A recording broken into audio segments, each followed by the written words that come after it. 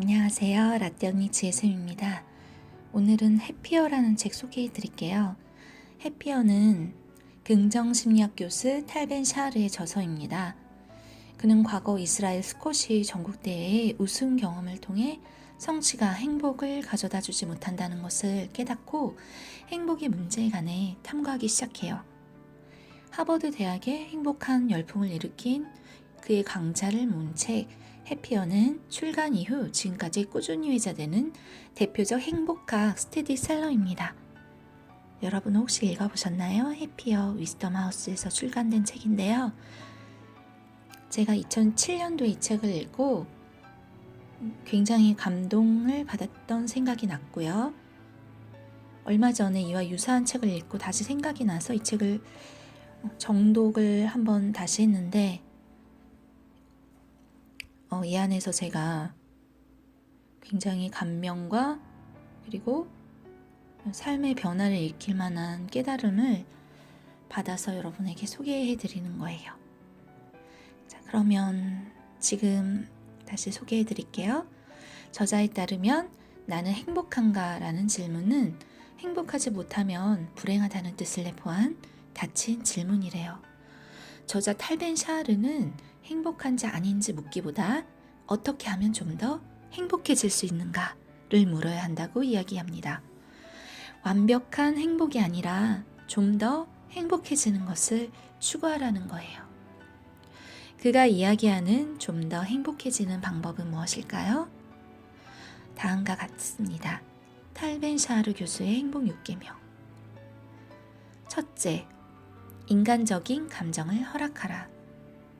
두려움, 슬픔, 불안 등 부정적 감정도 자연스럽게 받아들여야 극복할 수 있다. 둘째, 행복은 즐거움과 의미가 만나는 곳에 있다. 삶의 의미를 주면서 즐거움도 느낄 수 있는 활동을 하라. 셋째, 행복은 사회적 지위나 통장 잔고가 아닌 마음먹기에 달려있음을 잊지 말라. 즉 행복은 상황 해석 방법에 따라 결정되는 것이다. 넷째, 단순하게 살아라. 너무 많은 일을 하지 말아라. 다섯째, 몸과 마음이 하나라는 것을 기억해라. 규칙적으로 운동하고 건강한 식습관을 유지하라. 여섯째, 기회가 있을 때마다 감사를 표현하라. 우리의 삶을 당연한 것으로 여기지 말아라. 여러분은 몇 가지 실천하고 계신가요? 그렇다면 벤틸 샤르가 말하는 행복의 핵심적인 것, 즐거우면서도 의미 있는 것을 찾는 것, 그리고 그것을 활동하는 것, 그것을 위해서 우리는 먼저 즐거우면서도 의미 있는 것을 찾아야 합니다. 그 활동을 소개해 드릴게요. 행복은 즐겁고 의미 있는 것을 동시에 추구할 때 느낄 수 있습니다. 만약 즐거움만 추구한다면 쾌락주의에 머물고 의미 있는 것만 추구한다면 성취주의에 머물게 됩니다. 그 둘을 다 추구하지 않는 것은 최악의 선택입니다. 바로 허무주의자의 경우가 그렇습니다.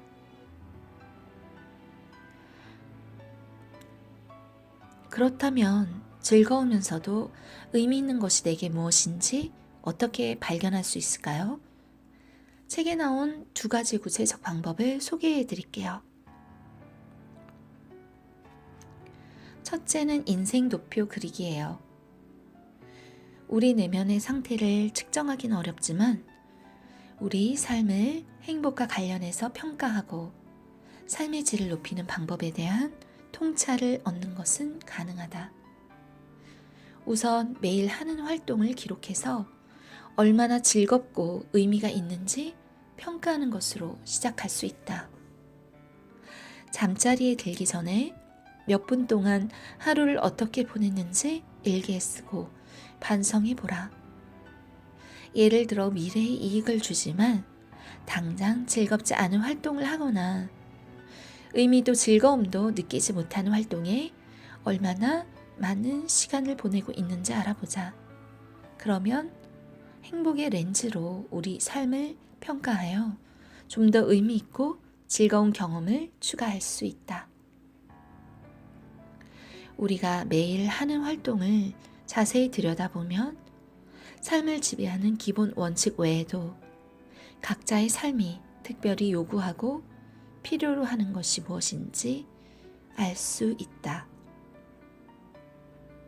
저자는 자신이 한 활동을 의미와 즐거움 측면에서 점수를 주며 평가해 보라고 합니다. 적용해서 제가 한번 평가를 해보았는데요. 저의 경우는 SNS 보기는 의미 점수 2, 즐거움 점수 2, 5점 만점입니다. 가르치기, 학생들을 가르치는 것은 의미 점수 5점 만점, 즐거움 점수 2점. 아무래도 힘든 상황들에 스트레스를 좀 받기 때문입니다.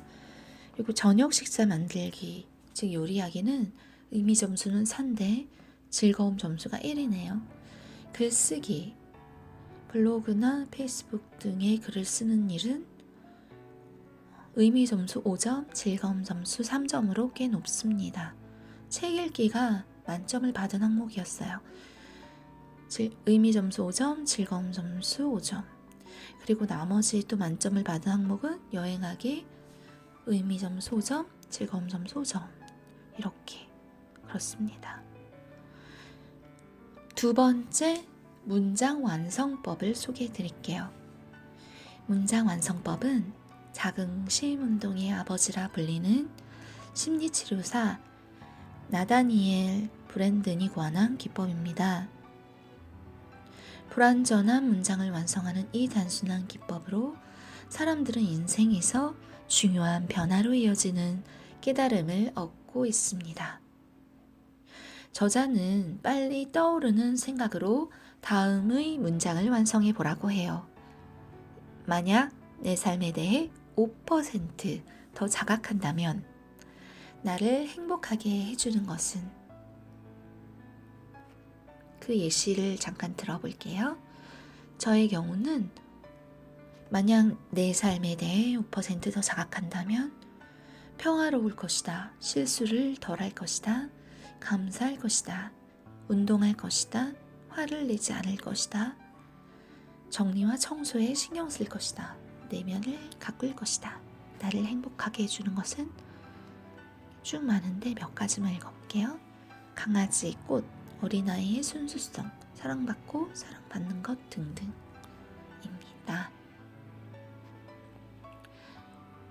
그렇다면 이 책에서 제가 가장 인상 깊게 여긴 부분은 무엇이었을까요? 바로 이 부분, 목표를 설정해야 하는 이유입니다. 그 부분을 잠깐 읽어드릴게요. 목표를 설정하고 행동하면 지금 이 순간을 자유롭게 즐길 수 있다. 만약 우리가 목적지를 정하지 않고 도로 여행을 시작한다면 여행 자체가 별로 재미없을 것이다. 또한 어디로 가고 있는지, 어디로 가고 싶은지 모른다면 갈림길에서 주저하게 된다. 길가의 핀꽃이나 경치를 감상하고 즐기면서 가기보다 끊임없이 망설이고 걱정에 빠진다. 우리가 어디로 가야 하는지 알고 있다면 지금 있는 곳에서 최선을 다할 수 있다. 목표를 설정해야 하는 이유는 성공일까요? 성취일까요? 그게 아니라 과정이 즐겁기 위해서라고 저자는 이야기하고 있습니다. 저는 그 접근이 매우 신선하게 느껴졌어요. 도대체 성공이 무엇일까요? 책에는 로버트 퍼시그 선을 찾는 늑대 이야기가 나와요. 퍼시그는 고승들과 함께 등반을 하게 되는데 힘든 등반을 중간에 포기를 하게 됩니다. 그러나 고승들은 힘들이지 않고 정상에 올라가는 거예요. 퍼시그는 과정을 정상으로 올라가기 위한 고통스러운 것으로 여겼고 즐기지 못했습니다. 그러나 고승들은 올라가는 과정을 즐겼어요. 자연 속에서 아름다움을 향유하며 여유 있게 고승들은 등반했습니다. 목표를 위해 과정이 도구가 되는 것이 아니어야 한다를 성찰하게 되는 일화였습니다. 과정을 목적화하는 자가 있고 과정을 도구화하는 자가 있는데 행복은 누구의 것일까요? 그렇다면 여러분 목표는 어떻게 행복을 가져다 줄까요? 저는 책을 읽으면서 번뜩이는 깨달음이 있었습니다. 다음에 3가지가 행복을 가져다 준다는 걸 말입니다. 첫째, 자신만의 목표를 가져야 한다. 둘째, 그 목표를 향해 노력하는 자신을 향한 조롱에 관대해지거나 무관심해질 만큼 강한 멘탈을 지녀야 한다. 셋째, 목표 자체보다는 목표에 이르는 과정을 즐겨야 한다. 하나하나 조금 더 설명해 드리자면, 첫째, 목표를 갖되 그 목표는 외부적 간섭이 없는 나의 욕망과 가치관에 의한 목표여야 합니다. 이를 위해 개인은 자신의 욕망을 정확히 관찰할 필요가 있습니다. 사실 저는 교육은 자신의 내면을 관찰할 수 있게 해주는데 1순위를 두어야 한다고 생각한답니다.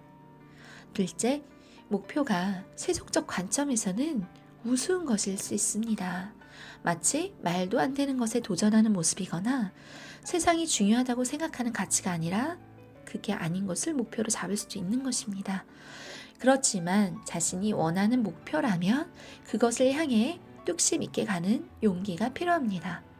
이를 위해 강한 멘탈이 필요해요. 남의 시선으로 규정되지 않는 내면의 힘을 길러야 합니다. 셋째, 그 목표를 위해 지금을 희생한다는 마음보다는 목표가 있어 지금을 즐길 수 있음을 자각해야 합니다. 목표가 있기에 흔들리지 않고 갈 길이 있고 그러기에 여유 있게 그 과정을 즐길 수 있는 것입니다. 과정을 즐기기 위한 목표이기에 목표의 달성 여부보다는 과정의 충실성에 성공의 여부가 달려있다고 말할 수 있어요.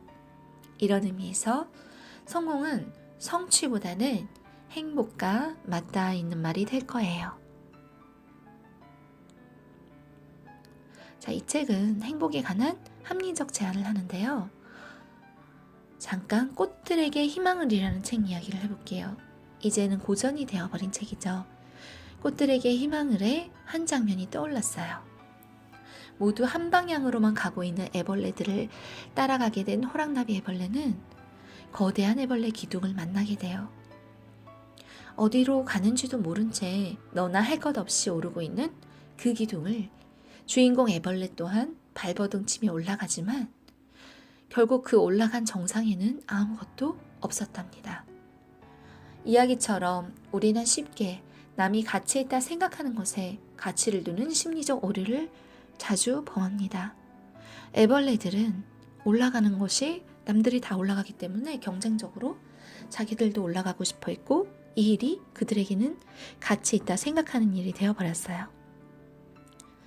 우리도 이러한 심리가 있다는 것입니다.